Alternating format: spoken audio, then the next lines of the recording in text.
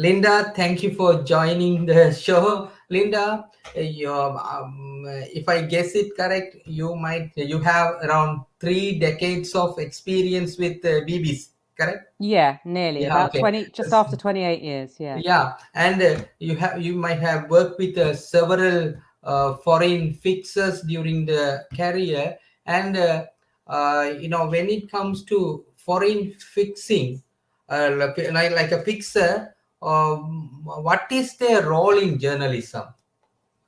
Well, first of all, you want somebody who's got the contacts. You need somebody who's going to be good on the ground, must have the contacts, but the biggest thing is they've got to be a really good journalist, because otherwise you're not going to be able to get what you need in the field.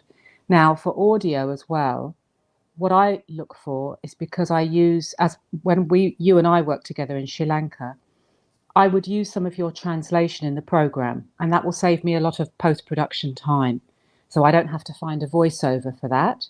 I just use your voice on the ground. When we did the elephants in Sri Lanka, you did that quite often for us. So those are the things. But basically, you're looking for a good journalist who has the contacts, who knows the story. But also more than that, because it's half an hour of radio, a documentary, that's an awful long time to be talking.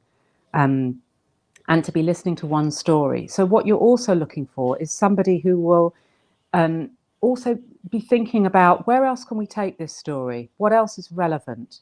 What will be interesting to the listeners? So you don't want to keep repeating the same case study over and over again. If you're going to use more than one case study, you want the second or third case study to be telling you something different about the story. And we always rely on our local producers or fixers.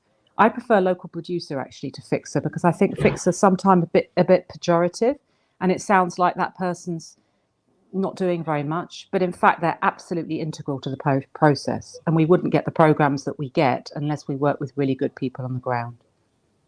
Okay. And Linda, when it comes to, you also mentioned something about like the how to call, is a fixer is a correct terminology or not? Like in the journalism, in a story, the fixer's role, do they get proper recognition No, for I their don't think they work? have. No, I don't think they have. And in the last kind of like 4 or 5 years, I don't talk to people as fixers, and we give them a credit as a producer. So, for example, I've just been in Mexico, and so Ulises Escamilla is credited as the producer in Mexico. So he hasn't done any post production, but it's kind of like, I think that the listeners and people looking at the web pages understand that better, and they understand that a producer is somebody who's important in the process. So that's a kind of a way of trying to give recognition, I think. Okay, and like in order to like from the, not only changing the name from fixer to producer, in order to like give to elevate them to that level, what you expect from a fixer to have, like not only contacts, their knowledge of local location and all, what do they need to improve in order to like to be producer? Well, logistics are always key, and organization. So that's quite critical, that, and also in terms of like what we rely on as foreign journalists going somewhere, is that our local producer knows how long it's going to take to get from one place to another, knows what the pitfalls might be, is able to kind of problem solve. We were always problem solving on a trip. Actually, before I talking to you today, Arun, I listened to the story that we did in Sri Lanka together, and I have to say that went so smoothly. Everything worked, right? But it's not always like that. Some things don't work. Sometimes there's some kind of hostile environment. You might have to leave a place quite quickly, and you want your fixer to be, and your producer, your local journalist, to be absolutely kind of cognizant, as they must be, of that terrain. When is it a good idea to leave? When is something going to be dangerous? To advise you when not to do something. You know, I know that kind of like foreign journalists arriving places, they can be quite pushy. And, you know, and people on the ground, local people will know it's not a good idea to push. So, you know, we have to listen. Linda, thank you for your time. And last important question I want to ask: in your 28 years of career with a big organization such BBC, can you take me through when you joined, how you actually looked as a fixer and how it evolved right up to this point?